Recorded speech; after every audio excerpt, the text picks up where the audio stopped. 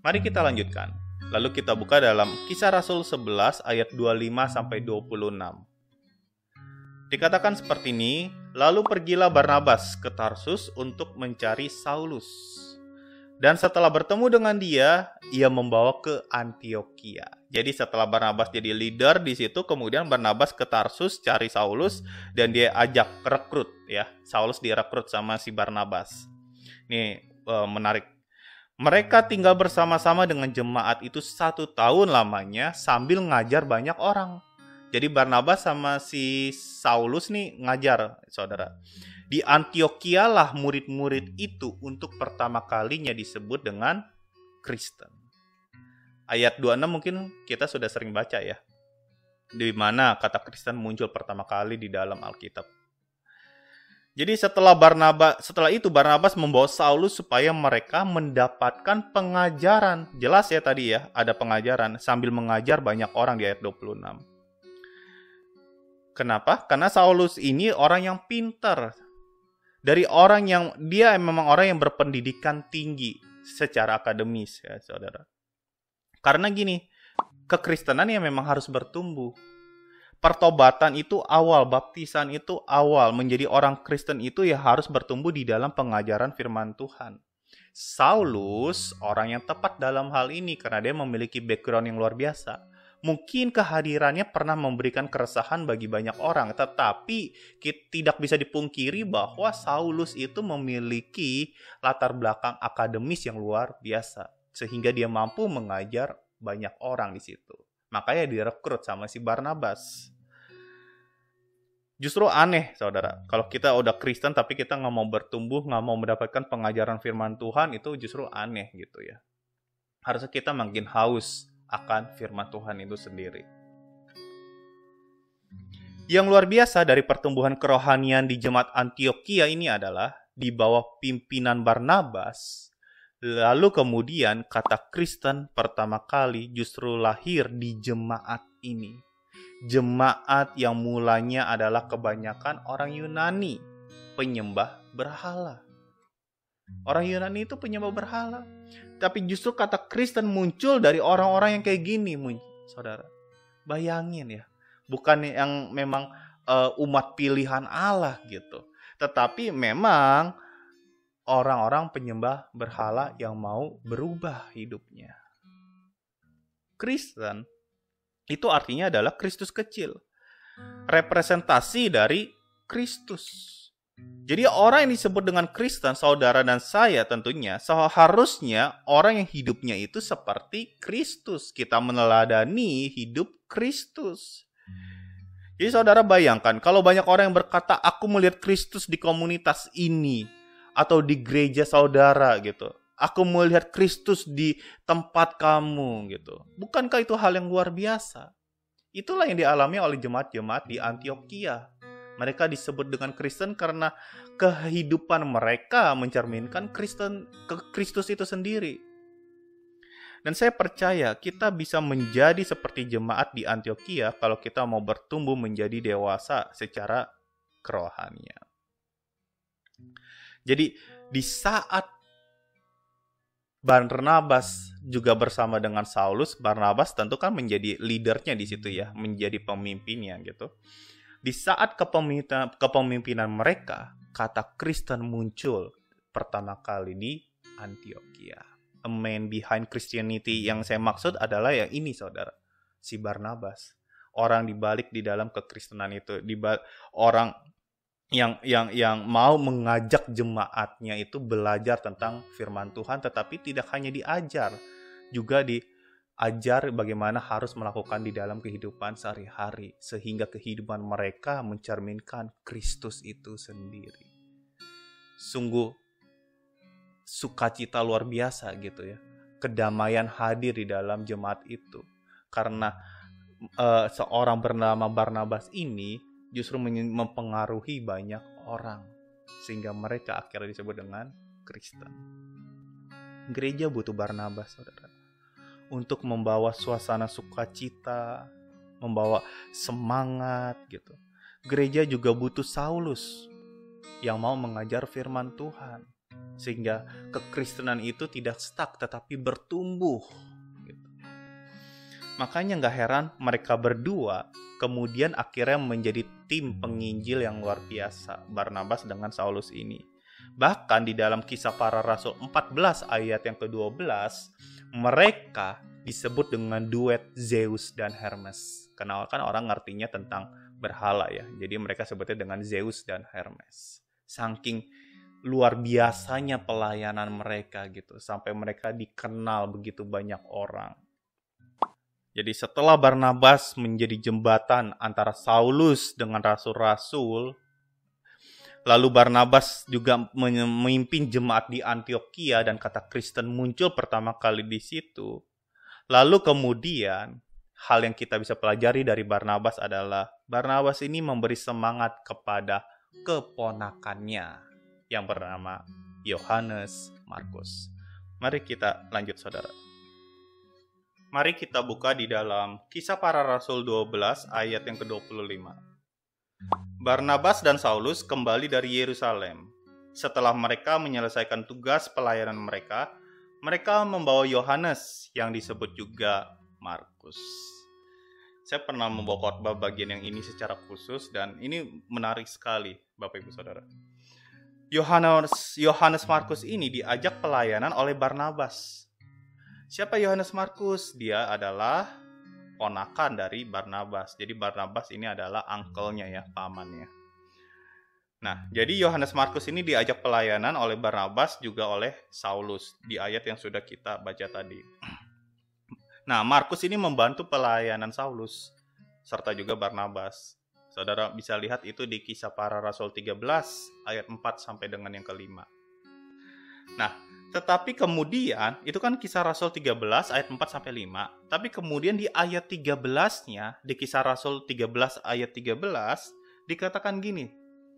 Lalu Paulus dan kawan-kawannya meninggalkan Pafos dan berlayarlah ke Perga di Pamfilia.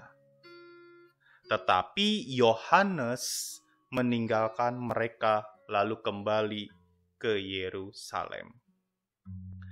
Di tengah jalan, Yohanes malah menyerah dan meninggalkan pelayanan. Yohanes ninggalin loh. Bayangin ya. Nah, permasalahannya adalah kenapa? Tadi kan udah diajak pelayanan tuh bareng. Kemudian di tengah jalan Yohanes Markus ini nyerah, give up gitu. Nah, kenapanya tidak dijelaskan di dalam Alkitab. Tetapi saya bisa berasumsi dari Kisah Rasul 12 ayat 12. Mari kita baca. Kisah Rasul 12 ayat 12. Dan setelah berpikir sebentar, pergilah ia ke rumah Maria, ibu Yohanes yang disebut juga Markus. Di situ banyak orang berkumpul dan berdoa. Oke.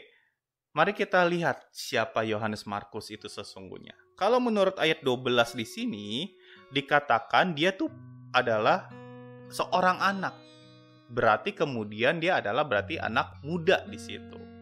Nah, dia anak muda dari seorang ibu yang tempatnya itu, rumahnya biasa dibuat untuk berkumpul juga untuk berdoa.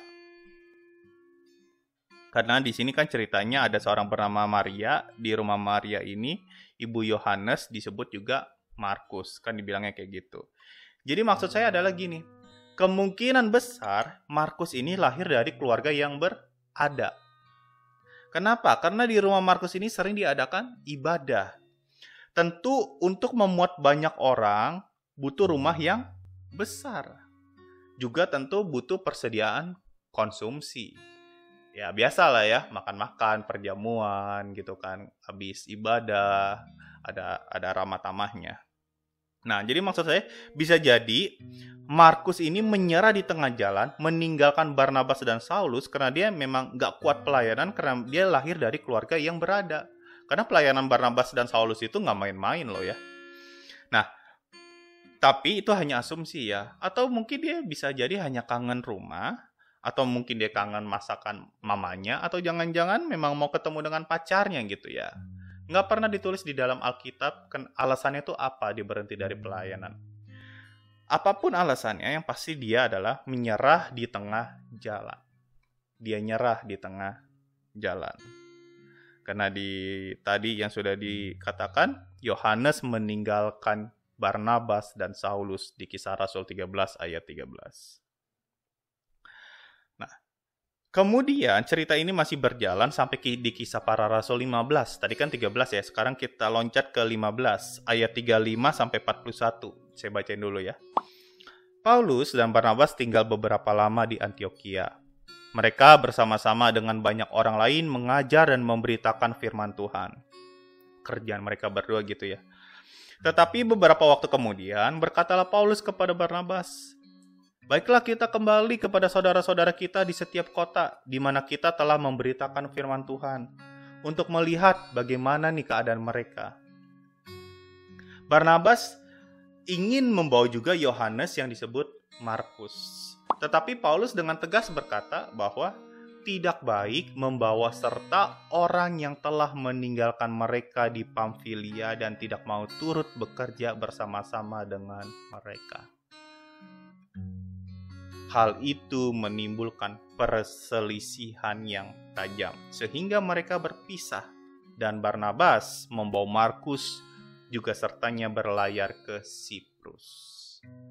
Tetapi Paulus memilih Silas, dan sesudah diserahkan oleh saudara-saudara itu kepada kasih karunia Tuhan, berangkatlah ia mengelilingi Syria dan Kilikia sambil meneguhkan jemaat-jemaat di situ.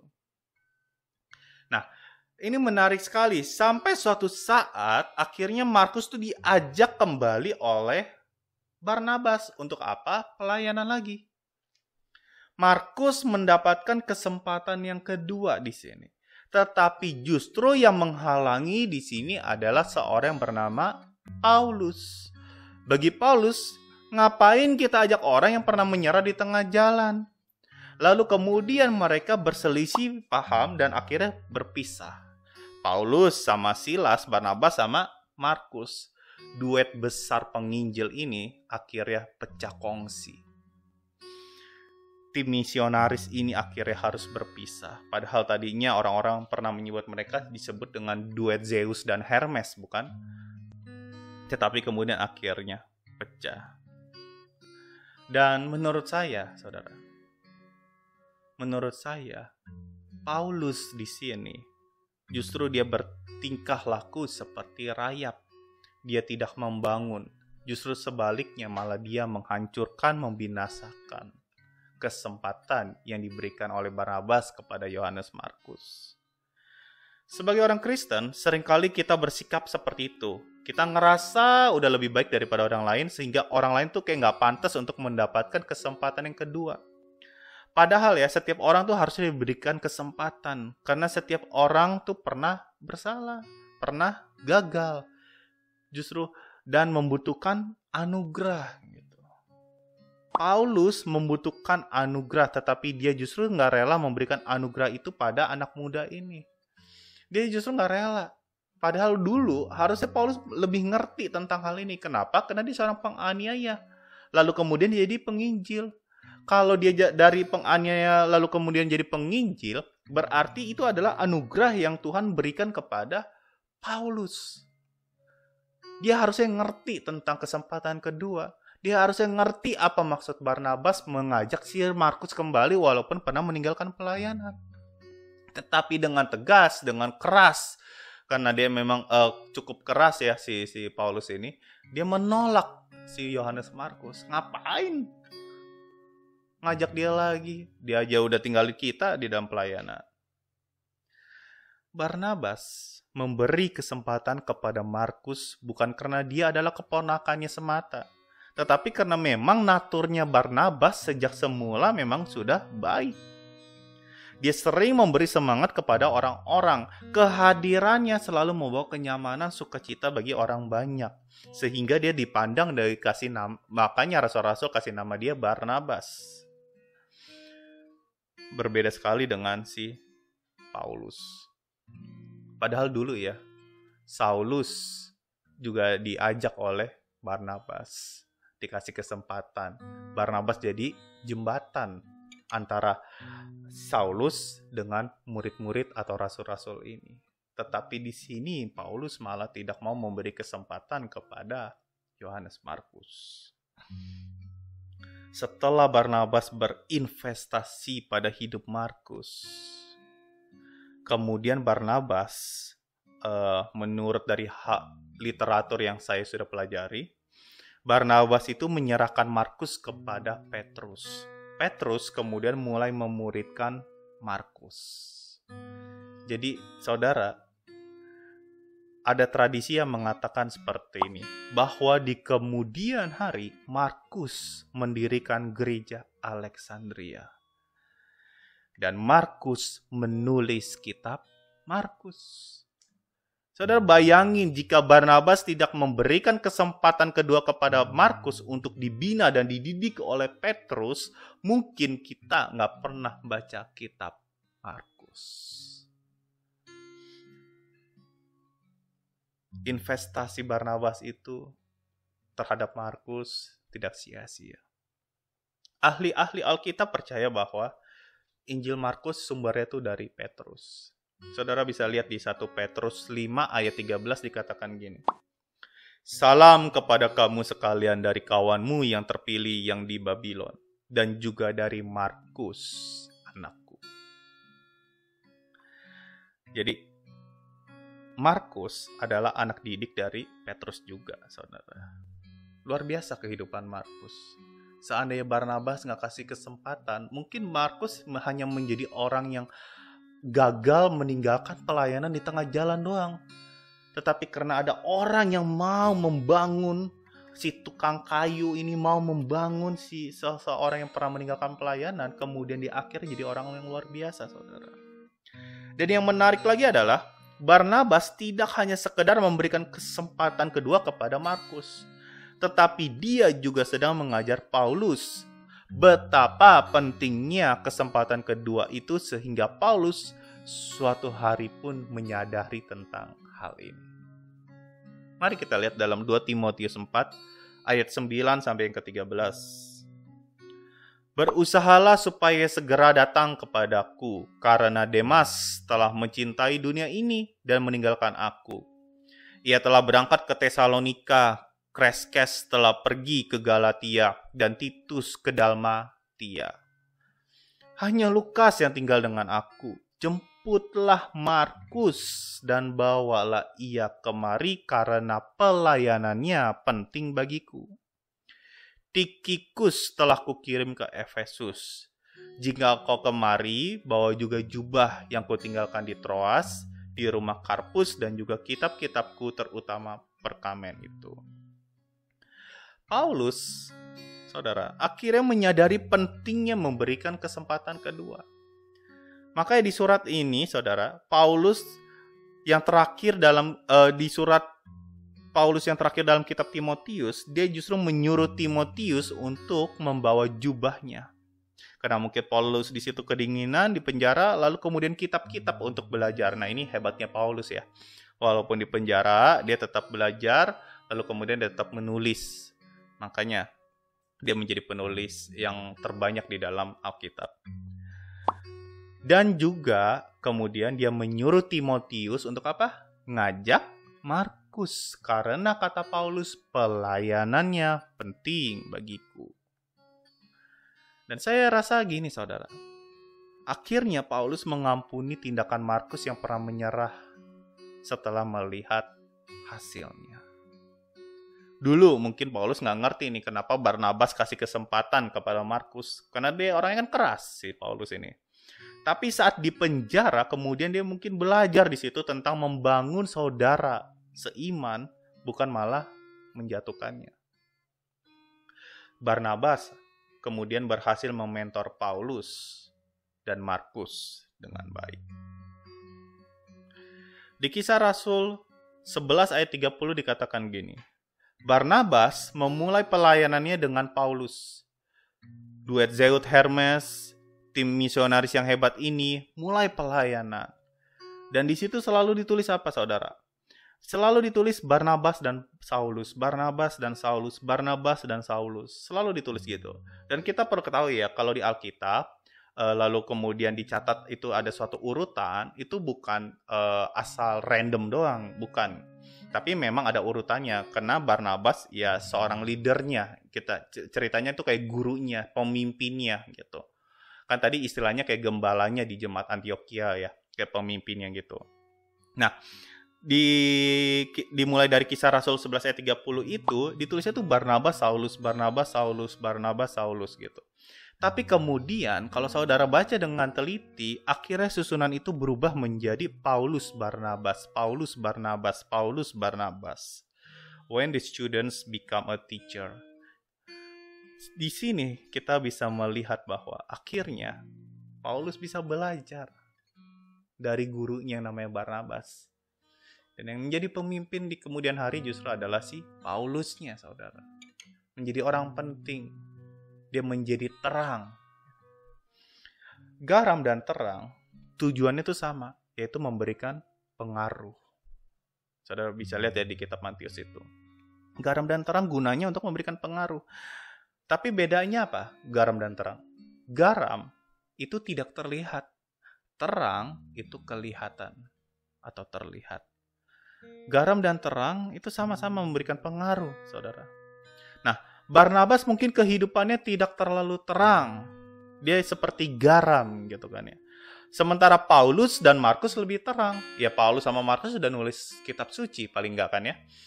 Paulus menulis paling banyak di situ. Markus tulis kitab Markus. Dia luar biasa mereka berdua gitu. Nah, Paulus sama Markus jadi terang. Barnabas jadi garam. Barnabas menjadi garam, tetapi dia memberi rasa pengaruh bagi orang-orang di sekitarnya. Nggak kelihatan sih. Bahkan di dalam khotbah-khotbah saudara yang sering saudara dengar di setiap tahunnya di gereja saudara masing-masing. Biasanya apa? Yang kita sering dengar nama Paulus atau buka kitab Markus. Jarang sekali kita menyinggung nama Barnabas. Tapi justru di bawah kepemimpinan Barnabas, kata Kristen itu muncul pertama kali. Sudah seharusnya kita semua seperti itu. Membangun sesama, bukan malah menjatuhkan. Kata Kristen bisa lahir karena ada seseorang yang rela memberikan harta miliknya untuk orang lain. Menginvestasikan waktunya demi membangun orang lain. Memberi kesempatan kedua pada orang yang tidak layak mendapatkannya. Mementingkan relasi dibandingkan dengan ambisi. Memberi semangat pada mereka yang lemah. Menjadi teladan yang baik. Kiranya hal-hal itu bisa menjadi pelajaran hidup bagi kita semua, Bapak Ibu Saudara. Sehingga kita menjadi Kristen. Tidak hanya kata Kristen doang yang keren. Tidak hanya sekedar di KTP, saudara. Jangan bangga dengan salib kita. Tapi banggalah dengan tingkah laku kita, sikap kita yang seperti Kristus. Seperti yang dilakukan oleh Barnabas. Marilah kita mau membangun sesama kita. Menjadi tukang kayu, bukan menjadi rayap yang ujung-ujungnya hanya membinasakan. Yang ujung-ujungnya hanya bikin keki doang, bikin kesel orang-orang doang gitu. Tapi marilah kita mau memberikan kesempatan kedua, menjadi teladan, membangun sesama, mendedikasikan diri untuk mengasihi sesama, lebih mementingkan relasi daripada ambisi. Karena itulah yang Yesus ajarkan sepanjang dia ada di dalam dunia ini. Amin Bapak Ibu Saudara. Kiranya firman Tuhan ini bisa menjadi berkat bagi kita semua. Mari kita berdoa. Tuhan Yesus, terima kasih. Untuk hari ini kami boleh belajar sesuatu hal yang baru lagi ya Tuhan, tentang kisah hidup Barnabas. Supaya kami tidak hanya menjadi Kristen yang abal-abal ya Tuhan, tetapi kami menjadi Kristen yang bisa mencerminkan kasih Kristus di dalam kehidupan kami. Dan suatu hari nanti pun orang-orang bisa menyebut kami Kristen bukan karena agama kami Kristen, tapi karena sikap tingkah laku kami seperti Kristus.